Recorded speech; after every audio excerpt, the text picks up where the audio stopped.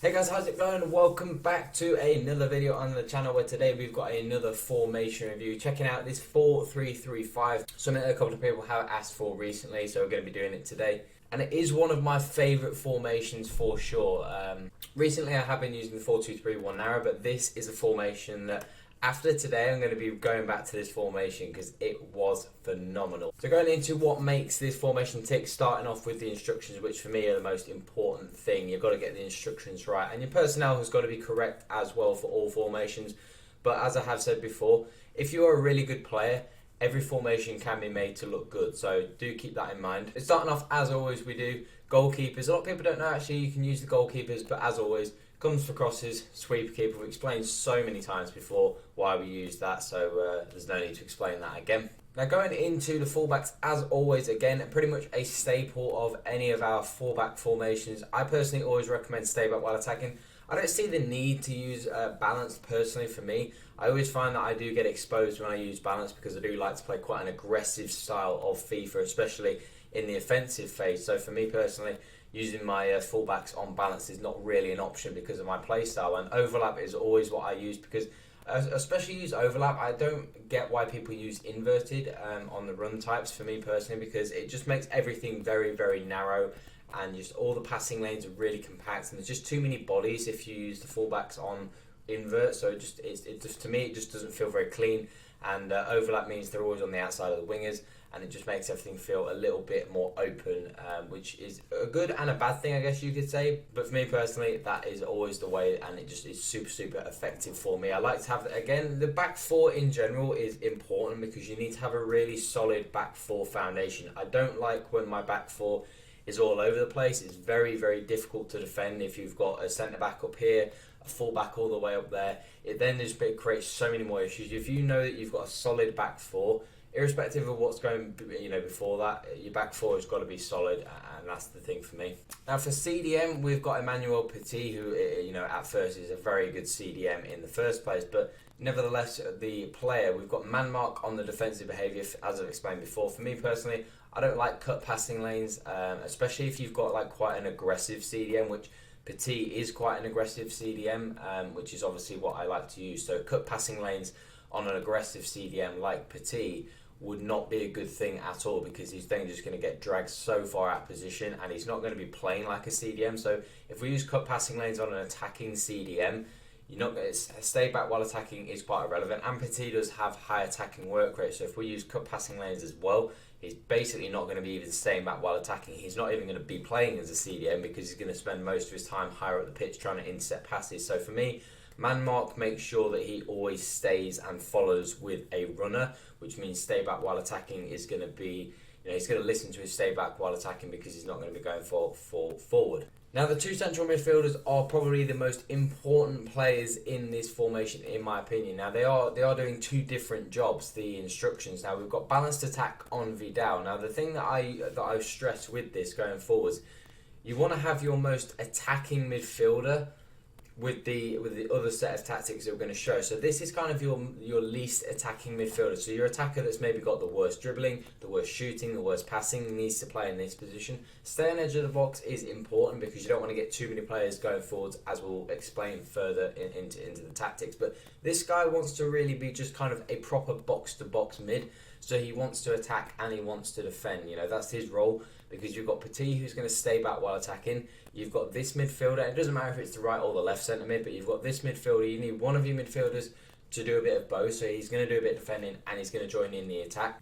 In this case, Awar was our other midfielder, who is obviously more of an attacking midfielder as opposed to Vidal. So we had him on get forward. Now this is really important because obviously our striker is a centre forward, which means he's going to link up more with the midfielders, but that means you're not going to have as much of a threat in behind. So by using Awar on get forward, he's going to then make those runs beyond the striker, which is super, super important, because if you don't have the get forward, in my opinion, from what I experienced using this, when I just used them both on balance, there was never any threat in behind. So we always use Crespo.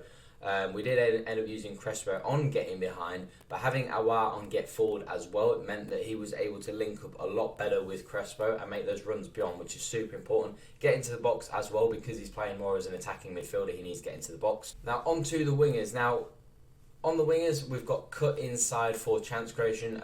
As I said, for me, I don't like to stay wide. You know, the wingers in a lot of formations don't get involved. So the way I personally get them involved is they go on cut inside. I like to play quite narrow in terms of FIFA anyway, and I often find that even using cut inside, their starting position is wide and they make runs inside, which for me personally is more important because it means they're going to be in more goal scoring opportunities.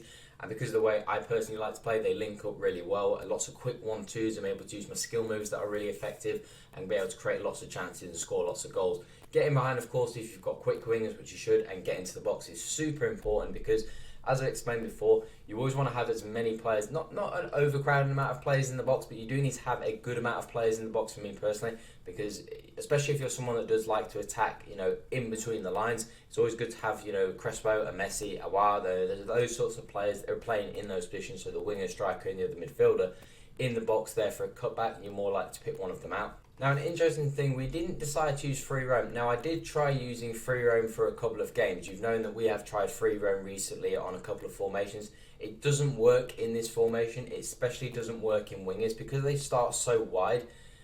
They just feel very lost and they don't really end up getting involved in the play. They're kind of a bit all over the place. I know that's the idea of free roam, but in this formation specifically, especially having free roam on wingers, it doesn't work. They just kind of really disappear and you don't notice them, and you end up finding that your wingers are just kind of all over the place, and then you've just got your striker and your two midfielders. So free roam is definitely not something I would recommend trying.